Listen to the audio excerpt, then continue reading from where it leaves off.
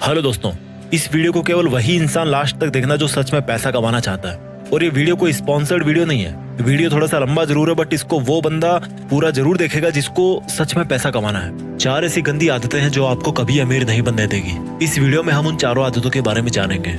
अगर आपको ऑनेस्टली पैसा कमाना है ना, आपको पुअर या मिडिल क्लास से निकल करके अपर क्लास में आना है या करोड़पति बनना है, तभी इस वीडियो का एक एक शब्द लास्ट तक ध्यान से सुनना। नहीं तो यूट्यूब पे दूसरे वीडियोस भरे पड़े हैं, वो सब जाके देख लो। इसको देख करके खुद का टाइम खराब मत करना। अगर आपको खूब पैसा कमाना है ना, अपना बैंक बैलेंस बढ़ाना है, अमीर बनना है, तो जितना जल्दी हो सके उन 4 आदतों को आपको छोड़ना होगा। खासतौर पे वो लोग इस वीडियो को जरूर देखना जो ये बोलते हैं कि यार इन सबसे कुछ नहीं होता, ये सब कहने की बातें हैं। आज मैं पैसों के मामले में आपका पैसों का और पैसा कमाने का दोनों का जो नजरिया है ना, वो पूरी तरह से बदल के रख दूंगा। बस आपको मेरे साथ इस वीडियो के लास्ट तक बने रहना है। बात करते हैं पहली आदत की। पहली बैड हैबिट जो आपको पैसा कमाने से रोकती है। ये जो पहली आदत है ना, वो इन चारों आदतों में से सबसे बड़ी और सबसे गंदी आदत है, और ये आदत है पुअर मेंटेलिटी।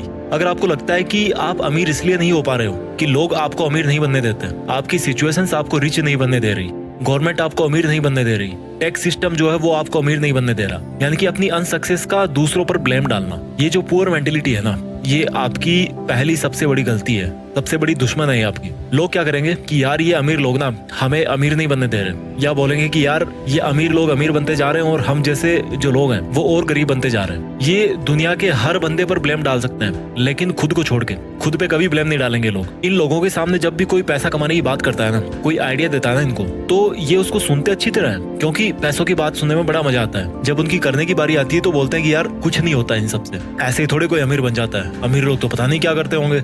ऐसा कुछ नहीं है मेरे भाई।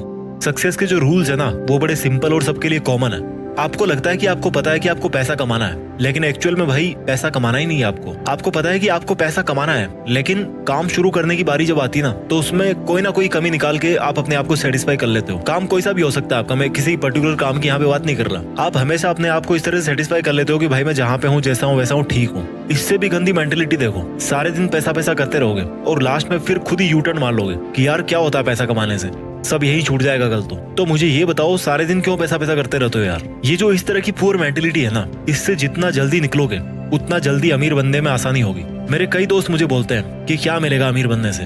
वो बोलते हैं कि अमीर बन के तो फिर बंदा पैसे ही पैसे के बारे में सोचता रहेगा, सारे दिन पैसों की टेंशन लेगा। मैंने उनको प्यार से समझाया कि देखो भाई, पैसों के बारे में वो नहीं टेंशन लेता जिसके पास करोड़ों अरबों रुपए पड़े हैं या जो अमीर है। पैसों की टेंशन वो लेता है जिसके पास में आज पैसा नहीं है, जिसको पैसे की जरूरत है, जिसको पैसे चाहिए, वो टेंशन लेता है पैसों की।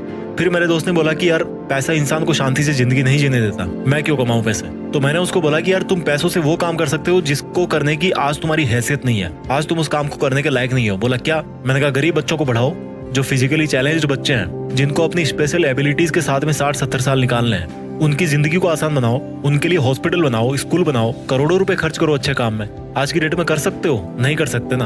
और जब ऐसा करने के लायक बन जाओगे तो ऐसा करके शांति नहीं मिलेगी, मिलेगी मेरे भाई, एक अलग लेवल का सेटिस्फेक्शन होगा। तो कौन बोल रहा है कि पैसों से शांति नहीं मिलेगी? शांति मिलती है तुम्हारे इरादों से। तुम्हारे इरादे कैसे हैं? तुम गलत काम करना चाहते हो या अच्छा काम करना चाहते हो? अच्छे और बुरे काम अमीर लोगों के साथ भी होते हैं, अमीर लोग भी करते हैं, और अच्छे और बुरे काम गरीब लोगों के साथ भी होते हैं और गरीब लोग भी करते हैं। जिस बंदे की मेंटेलिटी अच्छी या बुरी है वो वैसे ही काम करता है, इससे पैसे का कोई लेना देना नहीं यार। तो उसको अच्छाई और बुराई को पैसे से जोड़ो मत। अक्षय कुमार ने अभी रिसेंटली करोड़ों रुपए में डोनेट किया था। कोई बोलेगा उनको कि पैसे वाले गलत काम कर रहे हैं? नहीं यार, मेंटेलिटी करवाती है अच्छे और बुरे काम, इससे अमीर और गरीब का कोई लेना देना नहीं है। तो इस मेंटेलिटी से बाहर निकलो कि पैसा कमाना जरूरी नहीं है। क्यों नहीं है भाई? जरूरी है, बहुत जरूरी है। पहली गंदी आदत समझ में आ गई, यानी कि पुअर मेंटेलिटी, जिसमें पैसा कमाने के बारे में केवल नेगेटिव एटीट्यूड ही है कि पैसा केवल गंदे कामों से आता है और गंदे कामों में ही खर्च होता है। ऐसा नहीं है यार, इस मेंटेलिटी से बाहर निकलना पड़ेगा। पहली गंदी आदत के बाद में बात करते हैं दूसरी गंदी हैबिट की, और दूसरी बैड हैबिट है रेट रेस, भेड़ चाल। एक चूहे के पीछे दूसरा चूहा भाग रहा है, या वो भेड़ देखिए ना, एक भेड़ के पीछे दूसरी भेड़ भाग रही है। और ये भेड़ चाल कौन सी है? जॉब्स, नौकरी। ये एक बहुत बड़ी भेड़ चाल है जिसमें बंदा अमीर बनना तो चाहता है, लेकिन वो सोचता है कि यार नौकरी करके मैं अमीर बन जाऊंगा। ये नौकरी ऐसी चीज है ना, ये जॉब ऐसी चीज है ना, जो इंसान को ना अमीर बनने देती है और ना गरीब बनने देती है। आप सोच रहे होंगे कि मैं ऐसा क्यों बोल रहा हूँ। मुझे ये बताओ, ऐसे कितने बिलियनियर्स है, ऐसे कितने मिलीनियर्स है, अमीर है, अरबपति करोड़पति लोग हैं जो जॉब करके केवल नौकरी के दम पे वहां पर पहुंचे?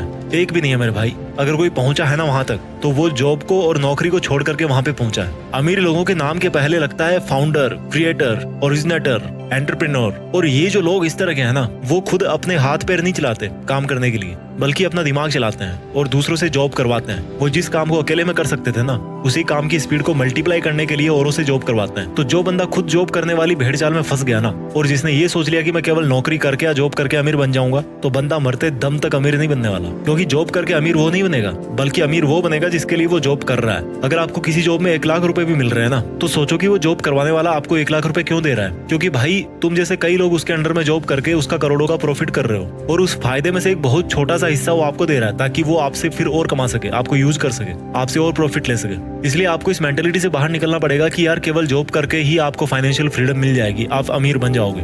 अगर जो भी आपका सिंगल सोर्स ऑफ अर्निंग है ना, तो आप कभी अमीर नहीं बन पाओगे। आपको अपनी अर्निंग्स को मल्टीप्लाई करना पड़ेगा, और वो मल्टीप्लाई कैसे करोगे आप? अपने अंडर किसी को जॉब करवा के। वो एक सेपरेट लंबा एक टॉपिक है, यहाँ पर इतना शॉर्ट ही काफी है।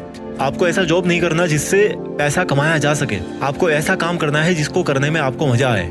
समझ रहे हो मेरी बात को? आपको ऐसा जॉब नहीं करना जिससे पैसे कमाए जा सके, आपको ऐसा काम करना है जिसको करने में आपको मजा आए। जितने भी बड़े बड़े अरबपति लोग हैं ना, वो उस लेवल पे आज इसीलिए बैठे हैं क्योंकि उनका जो मकसद है ना, वो केवल पैसा कमाने का नहीं था। उनकी हॉबीज कुछ और थी, उनका पैशन कुछ और था। वो पैशन के पीछे भागे हैं, और फिर पैसे अपने आप आते गए। पैशन से पैसे आते हैं। तो अगर आपको मंथ के एंड में सैलरी का वेट करते ही टाइम निकालना है, तो ये तो फिर अलग बात है। अगर आपको नौकरी सेटिस्फाई कर रही है, अगर आपको आपका जॉब सेटिस्फाई कर रहा है, मैं बुरा नहीं कहता उसको, बट अगर आपको सेटिस्फाई कर रहा है तो कोई दिक्कत नहीं है। लेकिन अगर आपको रिच बनना है, अगर आपको अमीर बनना है, फिर तो आपको खुद को हाथ पैर नहीं बल्कि दिमाग चलाने की जरूरत है।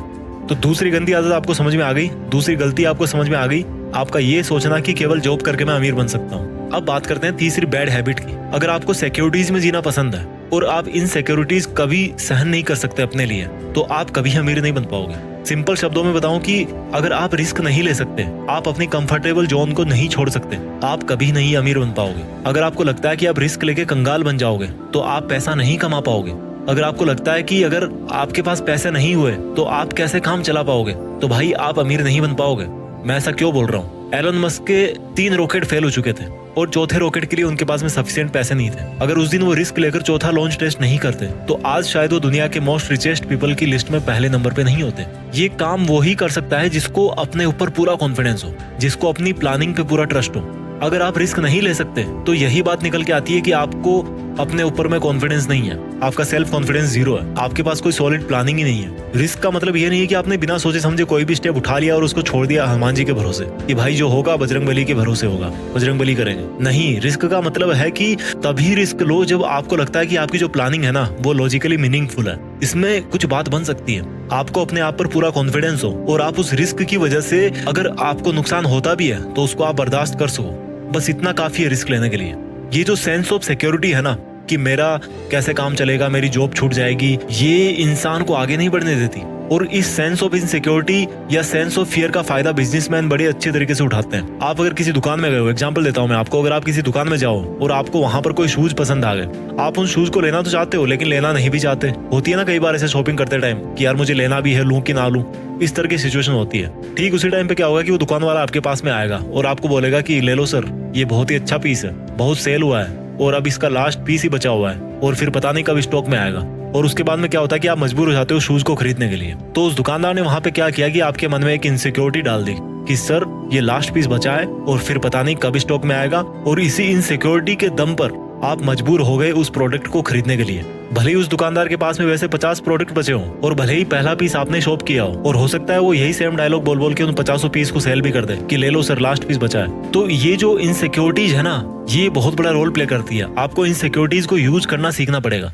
इस दुनिया में सिक्योर कोई भी नहीं है यार। ये हमारे मन की भ्रांति है कि हम इतना पैसा कमा रहे हैं तो हम सेफ हैं। हो सकता है आप आज 1 लाख रुपया कमा रहे हो महीने के और अपने आप को सिक्योर फील कर रहे होंगे, लेकिन भगवान ना चाहे अगर आपको कोई ऐसी बीमारी हो गई जिसमें 40 लाख रुपए की जरूरत है और आपके पास में इतने पैसे नहीं है, तो आप